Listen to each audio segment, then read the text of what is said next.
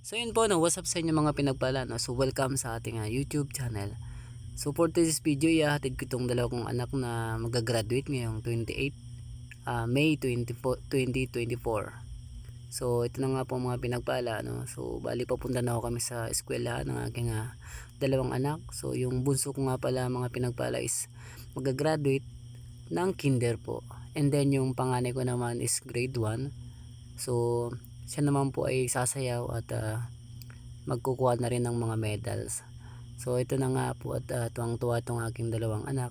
So andito na nga po kami mga pinagpala sa eskwelahan nila at excited nga po itong dalawang ito dahil napakaagaw ho namin at wala po hong gaanong tao dyan mga pinagpala. So kami pa lang ho yung parang nauna dyan.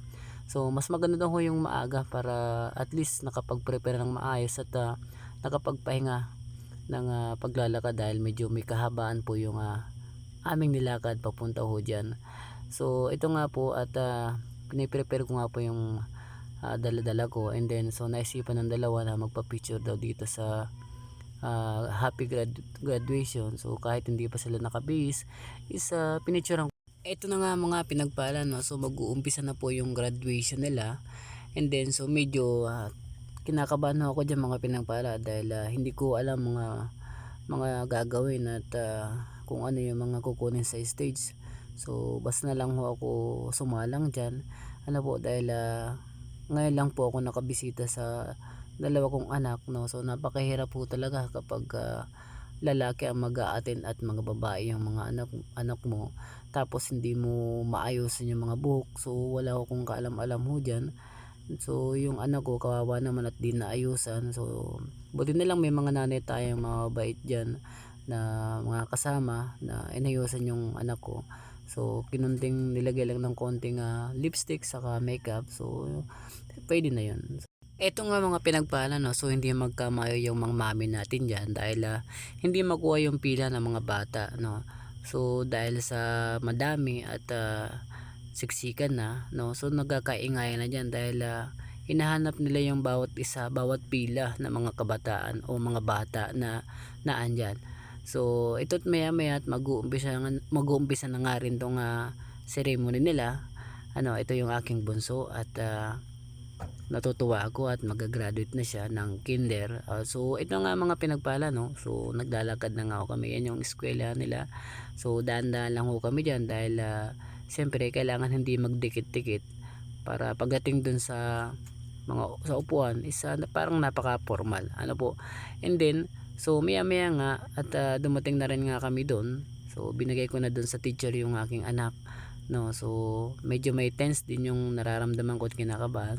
Ito nga mga pinagpala at tuwang-tuwa yung aking bunso dahil sa meron siyang medal, no. So hindi ko na videohan o na picturean doon sa stage dahil wala naman maghahawak ng camera.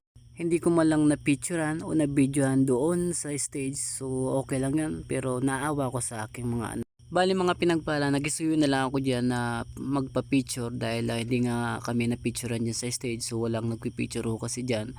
Ito na nga mga pinagpala, no? So kukuha na nga ng diploma yung aking bunsong anak sa stage at tinawag na nga siya. So buti na lang at pwede na ako mag-video na mag-isa na lang siyang umakyat dahil kukuha siya ng diploma. So mag-isa lang na dapat na aakyat siya. So ayan, napaka-cute ng aking bunsong anak. So proud si yung panganay ko naman yung sunod at kinarga ko na lang siya dahil pinaayusan ko nga siya dun sa kapitbahay namin, no. So kinarga ko siya dahil sa hindi siya pagpawisan at hindi siya maano ng araw para pagdating sa stage is hindi sira yung ano niya, yung makeup niya. So sasayaw nga po siya dyan. So ito na nga po at nasa stage niya siya at sasayaw siya ng folk dance ng paro-parong bukid at medyo hindi sabay-sabay yung sayaw nila dahil yung aking panganay na anak nagkasakit.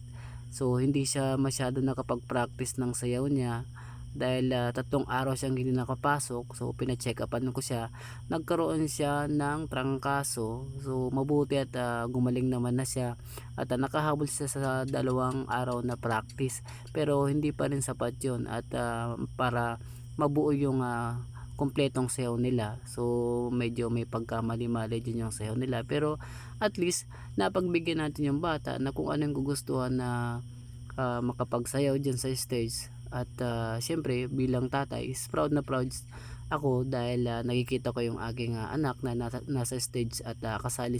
Hanggang dito na lamang po mga pinagpala ang aking vlog. Maraming salamat po sa mga sumusuporta at patuloy na sumusuporta sa aking page at sa aking YouTube channel. So huwag niyo sa po sanang kalimutan yung mag-subscribe at pag-hit na rin po ang notification bell para updated po kayo sa mga bagong video na ina-upload ko. At pag-follow naman po ang aking page Nox TV, and hanggang dito na lang po, and power.